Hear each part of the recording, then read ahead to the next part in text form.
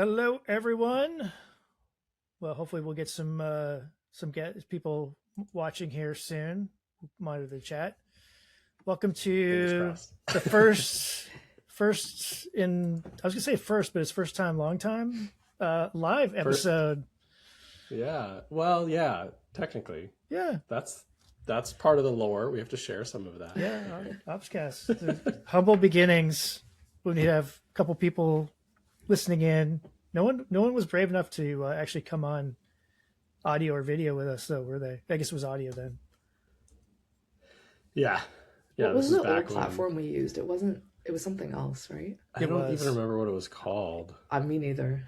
It was like it was a lot. It was live for like 2 seconds, and then it just disappeared. It was during that time where everybody was like creating the what was that company that like chose not to sell to like Twitter or whatever. It was all the chat room technology that was out there. Yeah. You remember that? Clubhouse? Was it Clubhouse? Yeah. Is that the one where you can drop? But we didn't use No, that. We no. used something. It was during a time where there was like a number of companies trying to do something similar, Right. and then we used some sort of radio show product. Yeah. So that's part of the lore, folks. I forgot about Clubhouse. Yeah. That was the rage, right? There was just like super popular, and like what a shame that they didn't take their exit when they could have, because it just went. What was the other thing that was really big around the same time where you'd get like celebrities to record, a spiel? Oh, that's still a thing. Is it still there? Cameo. That's it. Yeah. Mm-hmm. Yeah. I use it sometimes to send people birthday things, and yeah. Yeah, that's kind of fun. Ah, I think it's okay. cool. I didn't know that was Still still a cool around. concept. I hadn't heard about it in a while. Well, so we'll see. I think it looks like we're starting to get a few guests joining in and listening. So if you are listening, please feel free to jump in the chat, send us a message. We'll try to incorporate that. But it's an exciting day. 5 years since our first episode. Mike's birthday tomorrow. Mm-hmm. Crazy. Hey, Jen, thanks for being here. Maybe you want a cameo, Mike. Yeah. We sent you one once. It was Yeah, it was the other founder of this Wozniak, Steve Yes. Wozniak. Oh, right. The other Steve. Yes. Yeah, the other Steve. Yeah. Someone sent it to me. I think it was actually like 5 years ago. Someone sent it to me. Ooh, someone moved their microphone. Yeah. I heard that. I don't know if it was me or what. Well, good. Yeah. So I don't really have a huge agenda for this. Like I wanted to keep it open to you guys, but maybe I've been thinking a lot about like what are the things that I kind of think about from the podcast over the last 5 years. Be curious before I tell you what kind of the thing that always comes to mind for me. I'd be curious what you remember. Like, what's the thing that you go like, oh, this is not something I expected to remember from the podcast. I think I'm not surprised, but I'm also like just kind of in awe at the amount of episodes that have been recorded. I know that I haven't joined like a lot of them just due to schedule and conflicts and whatnot. Sure. But just the amount of guests and topics and things that people just want to talk about and share. Yeah. And it just shows me that, a lot of times at least I feel this way in ops, like we don't always get the recognition or the acknowledgement of the work that we're doing, and it's nice to be able to show off a little, right? For sure. Yeah. How about you, Mike? Yeah, things that stand out to me or that I kind of remember. There's like healthy debate that comes up sometimes, but just between like us, Yeah. the three of us. Yeah. But certainly sometimes with our guests too. And I love that. I love that we're all challenging each other to think differently. I was like thinking a little bit about this before we jumped on today, and I was like, oh, I remember that time I was talking about something related to like a marketing ops professional. There's like a cutoff point where you just don't need to be like that analytical anymore. Yeah. And we kind of like, I think all three of us were kind of like of slightly different minds around around that topic. I was like, there's a time where you need a data analyst. Stop asking me to be your data analyst. Yeah. Was the punchline. But yeah, I remember that. This is the kind of stuff that I really appreciate. Is like every time we have a guest on the show, it's like a natural conversation that doesn't feel preloaded with a bunch of opinion or like a pitch or something like that, which I think is carried through almost everything we've ever done in the community. So yeah, I love that we've been able to be a platform for some people who I think, it was a stretch for them, or at least got them out of their comfort zone to come on and share, an opinion or something they knew that it could be helpful. But I think the thing that surprised me, maybe not surprised me, but I wasn't expecting at least, is that I'm grateful about how much I've learned so much from so many people, and I think it goes all the way back to the earliest memory I have, and I don't think it was our first episode because it was just the three of us, if I remember right, but it was Brandy Sanders, right? With her little statement about, right, to be in marketing ops, to be good at marketing ops, you have to learn to play chess and study human psychology, right, or something like that, and it's stuck with me for 5 years now. So yeah, that was that was actually a really, really good episode. If anybody's listening to this or watching right now or watching later, go check that one out. Brandy Sanders episode. I'll see if I can find it during this, but I think that's like it definitely influenced. What surprises me is how much of these conversations, again, despite the fact that I don't get to get on as many of them either as I used to, but how much of these conversations, whether they're here on the show or within the community itself, influence my subconscious of just the way that I operate now. And I find myself saying things that I don't even know if it was like I came up with the thought or it was just like by share of voice. And I'm fine with it because it's just like it just feels like it's the right thing for us to do as an organization, as a community. But I went back because we said, hey, let's go do an episode to celebrate 5 years. And I was like listening to our very, very first episode all over again. It's amazing how much of the same conversation has carried on, but gotten better, more, I don't know, more intelligent or something. I don't know. Mm-hmm. I think something that has surprised me too is, over the past 5 years, how quickly job titles have changed, but often the work that supports that hasn't changed, right? I think thinking back over various guests, I think you can also, there's a lot of commonality, right? How universal the pain points are across the industries, no matter, the company you work for. And honestly, how much emotional labor people who are in ops carry. Oh yeah. Right. It's not just just that emotional part of it is, not even the stress of deadlines or project managing something, but, it's, and I don't think I'd have to explain it too much, just saying that people know what I'm talking about. Yeah. But yeah, those are, just looking back on those 5 years, I think those are the things that surprised me the most.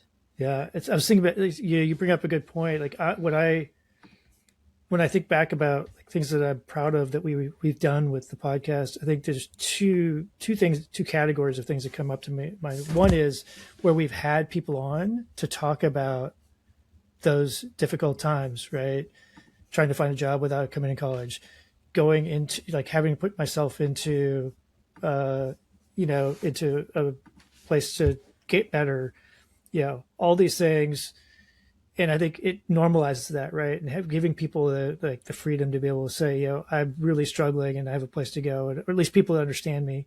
That's one. The other, and Naomi, I think when we hatched that plan to have the women's only episode, right? Mm-hmm. I still think about that regularly, like that. And then we had a recent episode where they let me on, right, with a bunch of women, and I love that we were able to do that, right? Provide those opportunities for people who maybe feel like they don't get those opportunities on a regular basis. So that, I don't know, what's your thoughts on things that proud moments from this?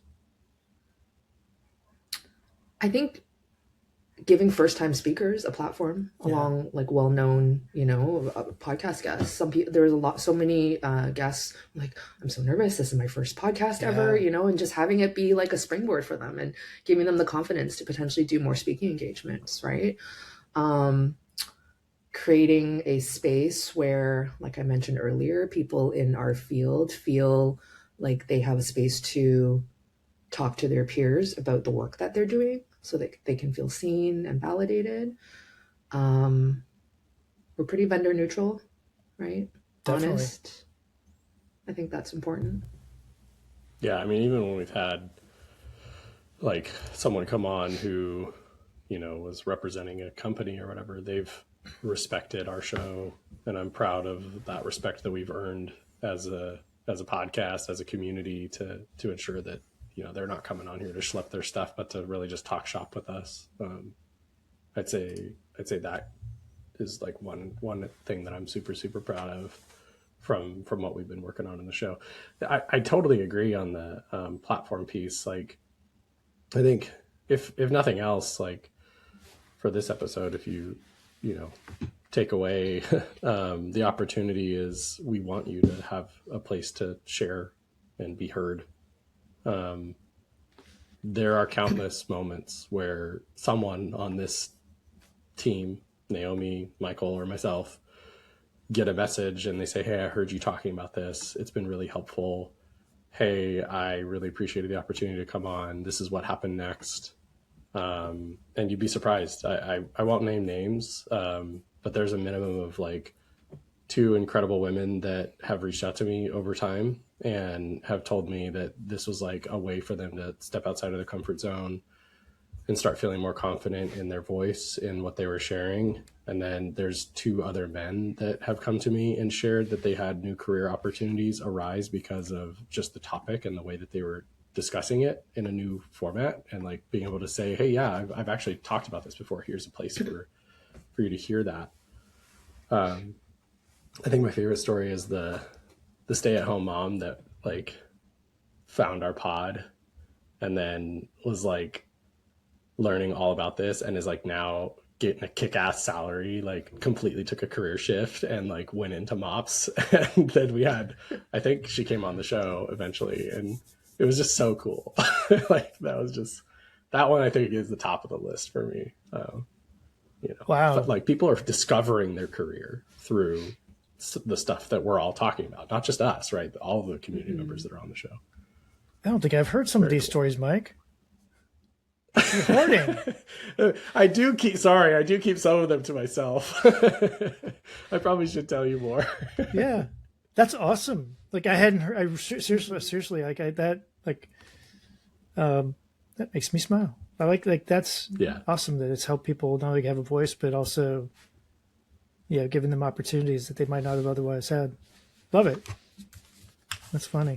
We do need to go back and do. I mean, we've talked about it like too many times to have the women takeover thing happen again. Like, I really need that to be like a standard operating model for the show. Like, that was such a great episode, and I have a roster in my mind. Nice. Yeah. Well, let's go. Yeah.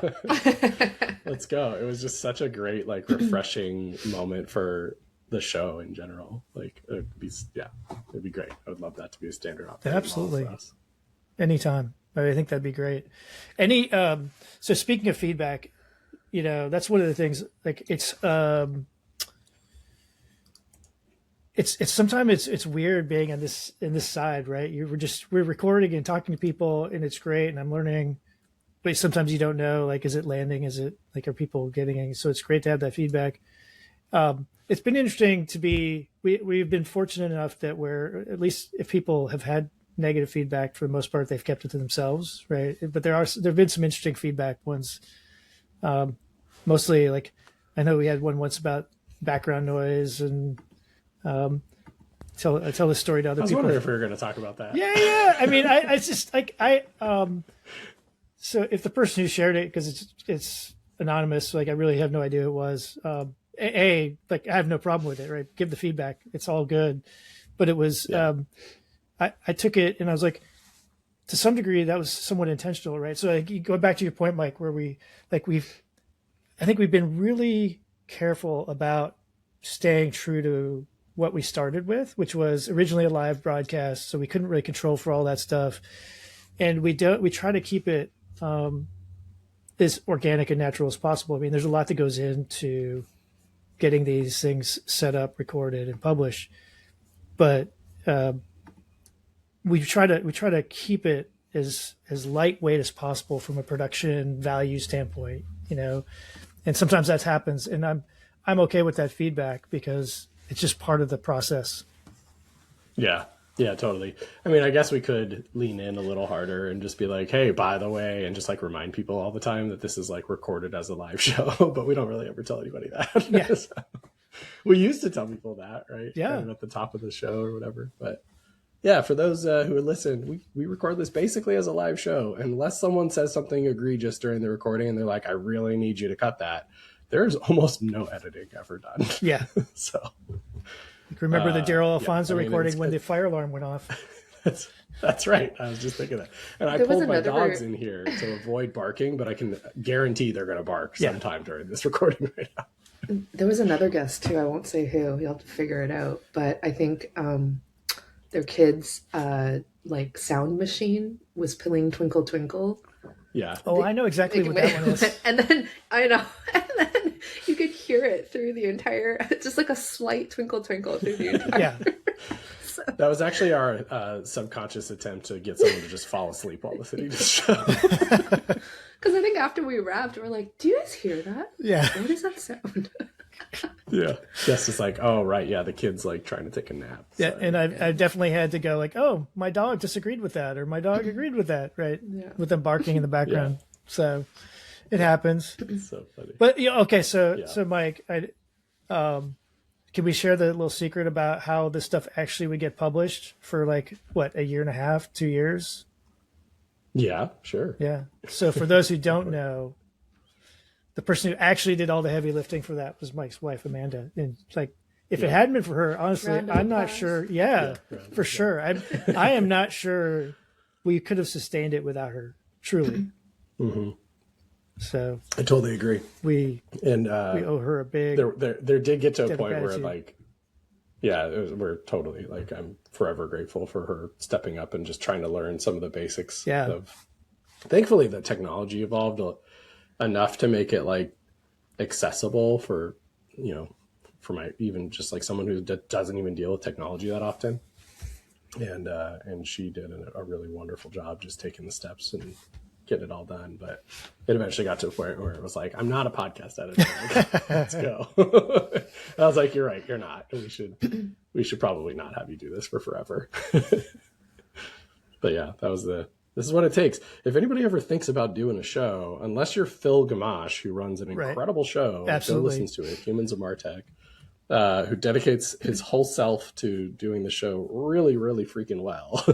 There's a ton that goes into it, and you can ask him. Like, he's like, oh wow, this is a lot of work, but he crushes it. It's not easy. Michael makes it look easy, but it takes a lot of effort. Like especially just like not just for the host, but for the guests too, right? Like you got to like come in and focus and give your full attention to somebody for 45 minutes to an hour. And that, it feels like that should be easy to do as an adult, but when you're busy and you got like the constant proverbial fire burning from a mop's perspective, I'm pretty sure we've had some people be like, hey, we're going to have to stop this right now and just do it again later because I got something going on. So we actually have one episode that we recorded that never got published. You may not remember this. So it was one, and I won't name names because it doesn't matter anymore, but we had a guest who was actually, I thought it was a really good episode, but that person was uncomfortable, didn't feel like had done the best work that she could have, and so we never published it, and then it was really up to that person to decide whether or not they wanted to try again, and didn't happen. So, but in general, right? I don't know about you, like has one of the things that surprises me is how bad I am at predicting how well a episode will do. Do you know what I mean? Right? Yeah, I know. There's times where it's like, wow, that was a great conversation, and it just kind of falls silent. Like, Yeah. nobody really picks it up. And I don't know if it's the time. Like, I feel like it's a combination of a whole bunch of things. Like, it's a classic marketer's challenge, right? It's a positioning problem. It's a timing problem. It got published like, a week before Christmas, and so no one listened. Yeah. Like, who knows, right? But yeah, I'm very bad at predicting that as well. There's some where you're like, this is going to be awesome, and then it was a great conversation. Just nobody actually chimed in. For sure. Are there Still to this day, Go ahead. we have the top episode being, what was it? What the fuck is marketing ops? Oh, sorry. Yeah. WTF is the official. WTF is marketing ops. Yeah. With someone who's no longer in marketing ops. That's right. That's right. Amy Top Gold. episode of all time. Although I will give who was next on that list? Was it Probably Paul. was it Paul? Paul? Yeah, Paul Wilson. Yeah, I think it was Paul Wilson, and it was recorded quite a bit later, and it caught up Yeah. pretty quick, which is impressive as well. It was probably our first episode that touched on AI at all. Mm-hmm. And we didn't have a lot in the early days. And so it was a little bit ahead of the curve, at least from our standpoint, maybe not to the rest of the world. So Yeah, that was an interesting one. I will say that is also another thing that I'm proud of about our show. There's a lot of ways I've learned a ton about podcasting since we've done this. Yeah. On how to. Yeah, we had no idea what we were getting into, did we? Yeah. Yeah, no, not at all. And there's so many ways to structure a show, but and to build with great intention, right? Like for varying degrees of purposes. But we kind of host a casual talk show with like some loose direction and some planning that Michael does an excellent job of with the guests, but inevitably we end up going off script and never get through all the sort of bullet points. And the thing that I'm proud of is we don't really glom on to like trend jacking. Yeah. Right? Like the AI hype cycle has been here for a hot minute now, and like it's not like we went out of our way to like find all the best experts in AI and be like, yeah, like let's go talk. Not that we couldn't try, but we stayed true to our core of like, what do you want to talk about? Half the time when we have people like come on the show, for those of you who may not know how this really like goes down, we will either get someone that says, hey, I'd be interested in joining, and then we get on a planning session. We're like, what do you want to talk about? And then, it turns into whatever it turns into. There's no like real agenda for any of us involved, really. No, I mean, we at one point we tried to have a little more of a curated approach, and it actually became more trouble than it was worth, I think. Yeah. So, yeah, totally. Are there any? So we have covered a lot of topics and a lot of ground over the time. Are there any topics that surprised you that either sort of dropped off the cliff we don't talk about anymore, or that have continued to be there that you are surprised are still there? Oh, I stumped you. Can I say both on this one? Sure. It's both. It's a little bit of both. I'm surprised it's still around in general, but it doesn't really come up as much on our show. And it's like all about the project management side of things. Yeah. Literally anytime we ever talk about, I mean, it's such a hot button item for everybody in marketing ops and just marketing in general.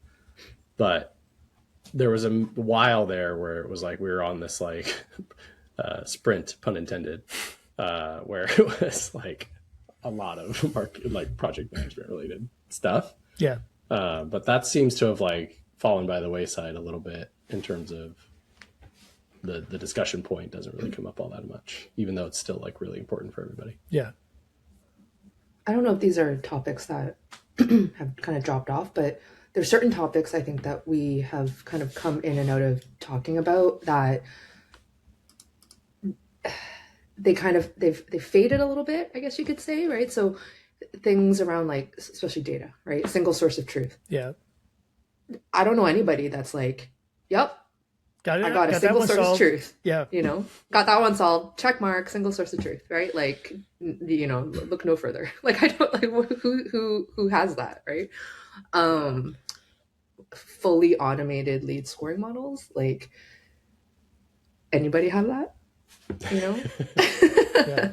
one size fits all attribution model. Does anybody have that? Yeah.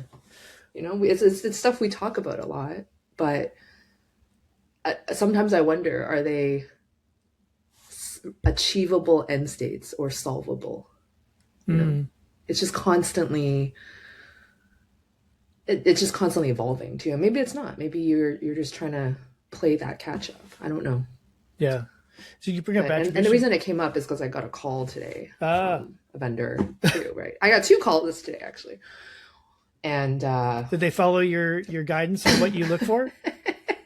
well, actually, I think it was I can't remember, someone, I saw it on LinkedIn and I can't remember who posted it, but it was something about you get a call from an unknown number and then you send it to voicemail and then they call you again. It was Sydney. Oh, yes, it was, yes. okay. It was Sydney. I read that too. Yes. Yeah. Okay. Yeah. Sydney, it was like the double call. Yeah. Is so like it's like, is it emergency? only. What's happening? Is yeah. my kid throwing up or whatever? So I You're pick like, it this up must be and my it's kid's like, school. And it's yeah. like a And sales it's rep. like, I pick it up and they're like, yep, this is so-and-so from so-and-so. And I want to talk to you about your single source of, have you thought about single source? I'm like, okay. Has anybody Have ever I said, thought about yes, it? actually, we're all good? That's funny. I know. It's like, it's such a good sales question when it's just like, there's absolutely no one that's figured that thing Right? out. Like, So like, of course. it's like, excuse me, leading the witness. Like, you're going to call somebody and be like, so have you thought about your, you know, health and wellness today? Do you want to, right? It's like, Only on what? days that end in Y. Right. Right. Exactly. Yeah. All the time. Actually, so it's funny. I've seen it for a long time. We had, I don't know how often, but like every couple of months, we'd have an episode that touched on attribution and reporting. And I don't know that we've really had anything on that in a while now, when I think about it. Yeah, it has been a while. We are organizing a webinar style session for that with Drew from Attributa and Andrew Dimmick, like in the next few weeks. But Yeah. yeah, I guess, like from the podcast side, we haven't really talked about it much. I guess we had one that was, I can't remember, the title was a play on Hitchhiker's Guide to the Galaxy, you know. So, Oh yeah, but that was like, so this is the other thing. Like to me, it was like a couple weeks ago, but I'm pretty sure it was like 6 months ago when they came out. So I can't, the timelines on these things is all lost in my head. I think it was longer than that, my friend. Right. That's my point, right? I have no idea. I'd have to go back and look. Yeah. I'm like trying to scroll through as quickly as I can. It was definitely longer than that, but Yeah, you're gonna go crazy, look. man. Okay. Yeah, call I'm me. like trying to find. You're gonna call me out. Is that it? So No.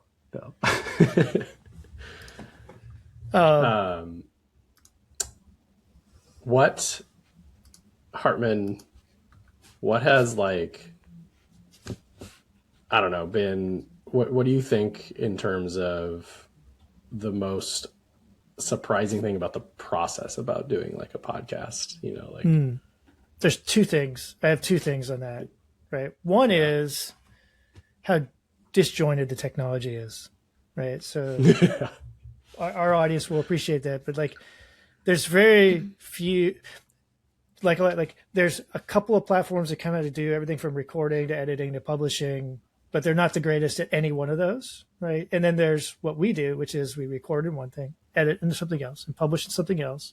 Actually publish in 2 different ways now, because you can't publish to YouTube now that we're doing that. And so like that's been a little bit of a surprise. The other is just how terrible the metrics are. Right. Yeah. And it's just because I'll get asked, you know, fairly regularly now, you know, like how big is how many subscribers or how big is your audience? I'm like, actually, it's a really hard thing to answer. believe it or not. Yep. I mean, if we only publish through Apple or Spotify or like one platform like that, we might have a chance at that. The problem is we publish across multiple, and there's no consolidated kind of thing for that that's easy to get to. And both of those are a surprise to me, given how big podcasting has become. Yeah, that sort of the rails that all of the content streams through is like surprisingly fragile and not integrated. Yeah. I agree. That was a surprise to me. I mean, like the syndication platform we use to push into all of the outlets like gives us some semblance of like data, and that's probably our best like source of truth. Yeah, we get one metric. It's still not anywhere near. It's one metric. Well, yeah, it's only one. Yeah, that. And then because of that, it's hard to benchmark. Like, like we see our numbers and it's go like, is it good? Is it bad? I don't know. Right. You know, and we've had ups and downs, right?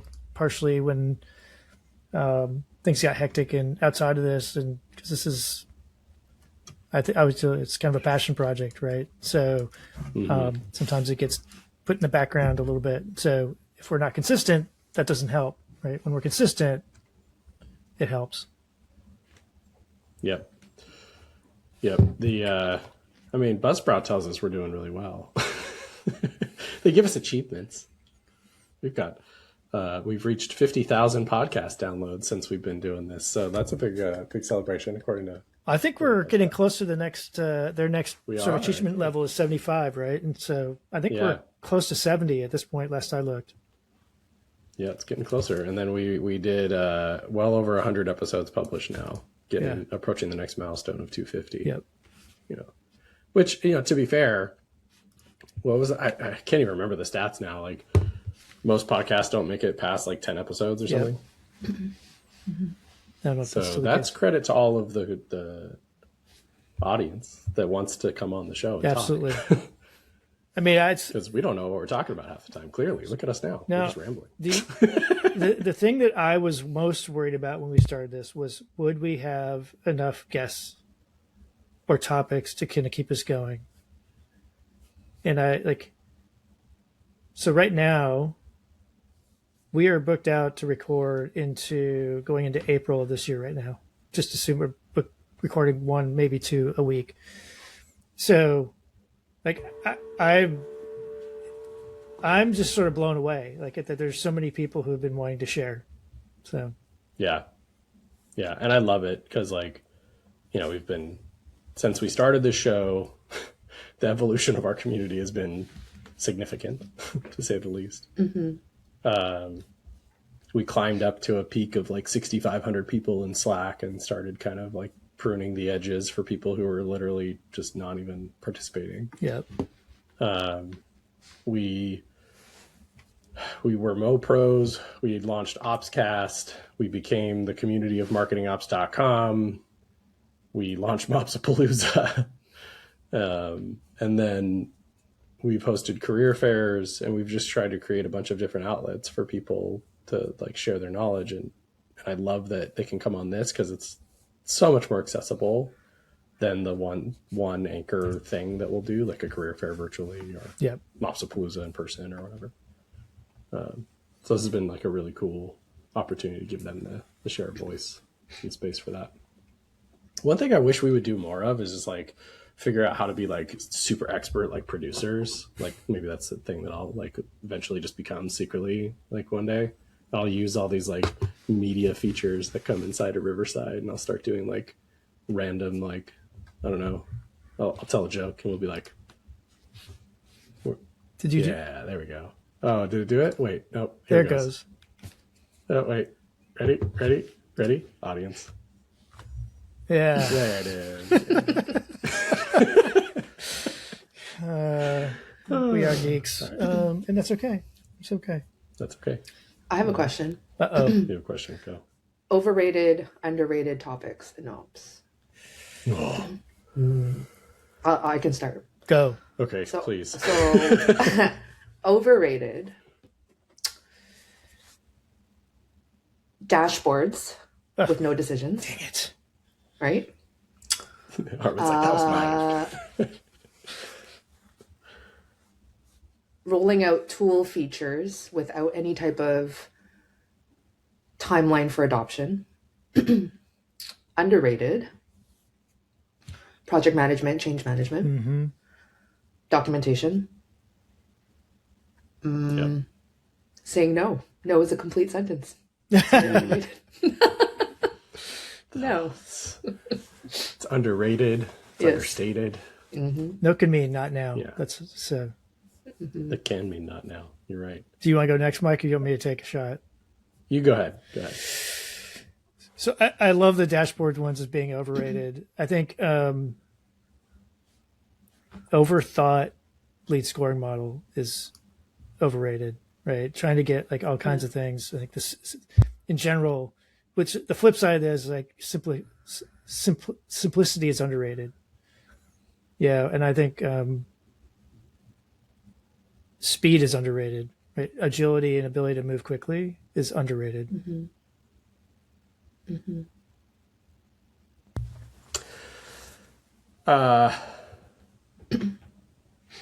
Gosh, overrated. Yeah, you took a good one. Yeah. Dashboarding is just super overrated. I would say underrated topics. There's so many of those. It's probably because we think they're so important and like no one in the world ever cares. I have one. Stakeholder education. Yeah. Underrated? Underrated, yeah. Yeah, I would say honestly, underrated topic is that the sort of nerdy unification layer of data. Like it is such a critical component of like building a scalable tech stack, but nobody ever really spends single time source of truth, are you saying? Yeah, basically. See, maybe I'd say that's overrated because I think it's in the B2B space, I think it's an unreachable goal, right? For a lot of reasons, not because people don't care, right? But I think this is one for me where I'd go,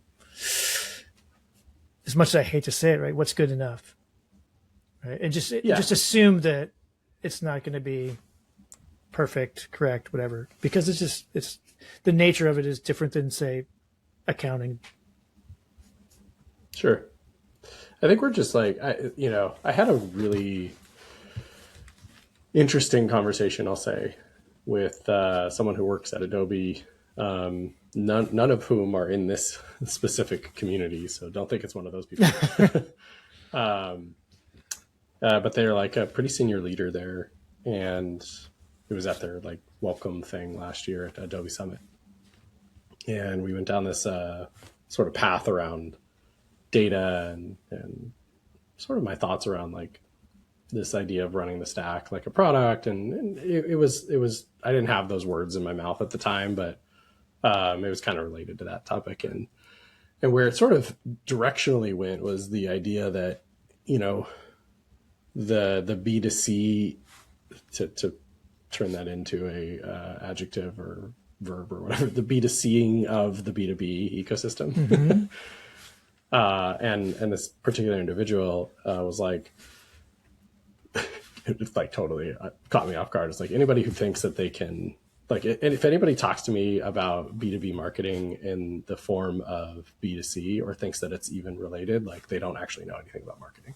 And I was like, oh, okay. Guess we're not friends anymore. So I had to like backpedal a little bit and be like, hang on a second, let me clarify what I'm talking about so that we understand each other a little bit more. But where I'm going with that is to say, I think some of the technology is just more accessible than it has been before. Right. So like the systems that have traditionally been in place to support really, really large sets of data for large B2C customers were certainly not ever sort of impressed upon the B2B ecosystem by any stretch.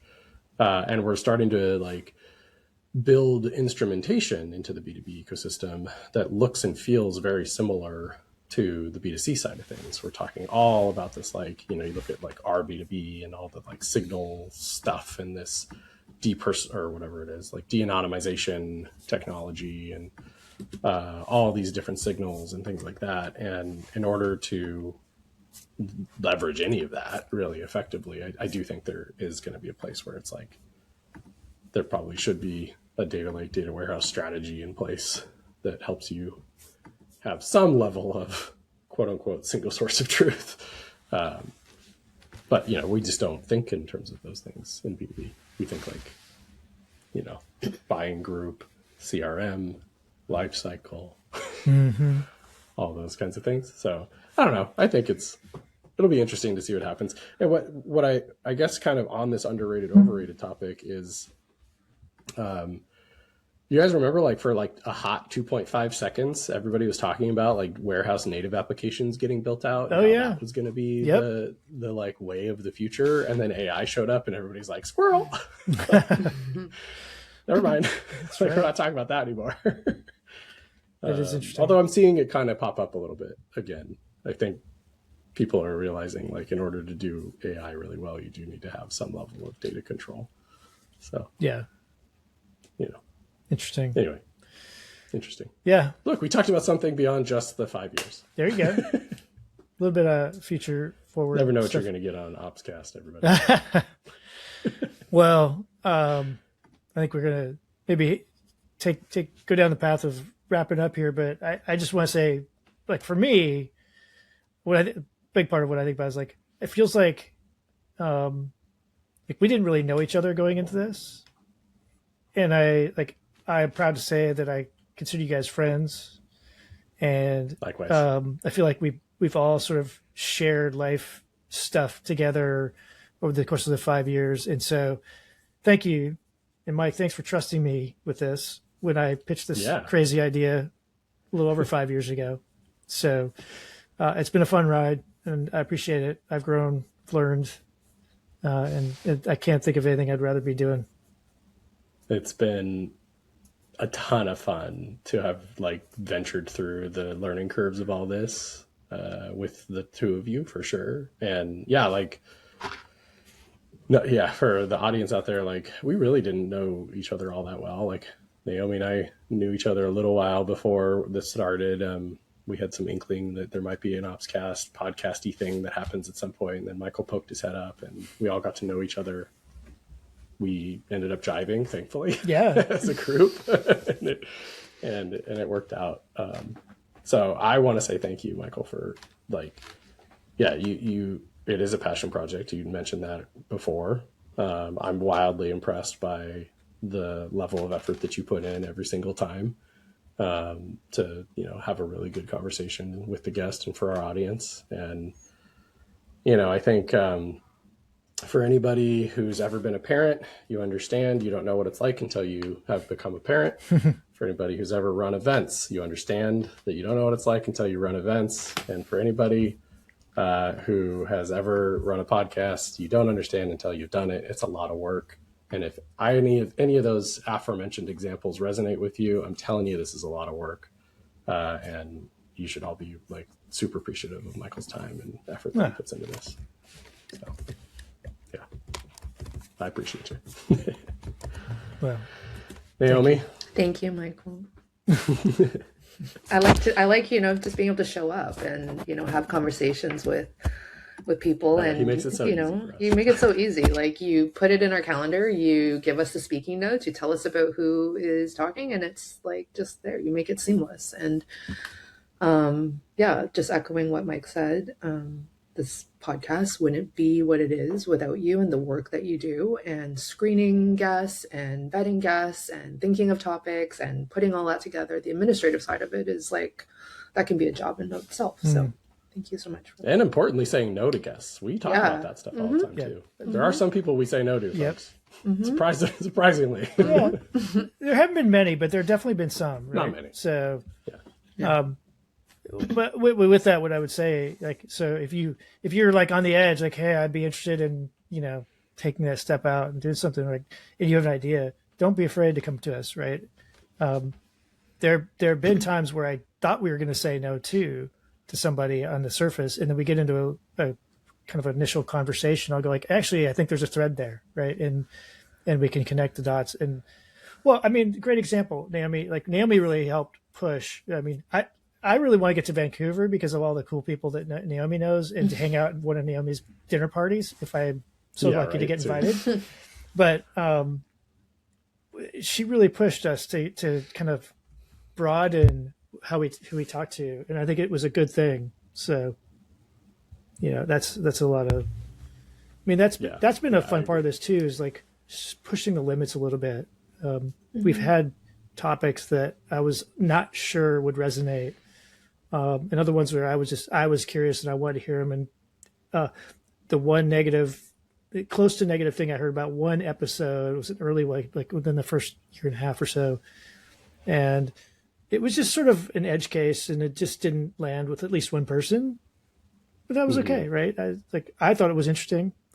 I would go back and listen to it. So, I think we tend to design this. I think the bias for us is towards learning. Yeah.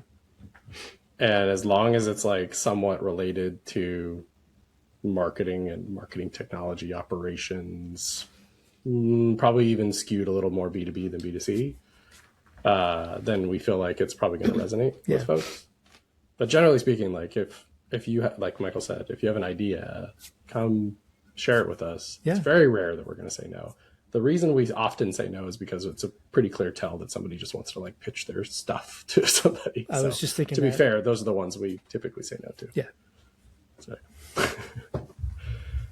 Yeah, for sure. Right. Anyway, well, hey, I always enjoy talking to the two of you. So like what people don't know is we probably could have done this without anybody, listening in on it. So I truly am grateful for that. But let's wrap it up. So as always, thanks to everyone for listening and supporting. As we said, if you want to be a guest or have an idea for a topic, feel free to reach out to any of the three of us, and we'd be happy to get the ball rolling. Till next time. Yep. Bye. Thanks, everybody. Thank you. Bye. Bye.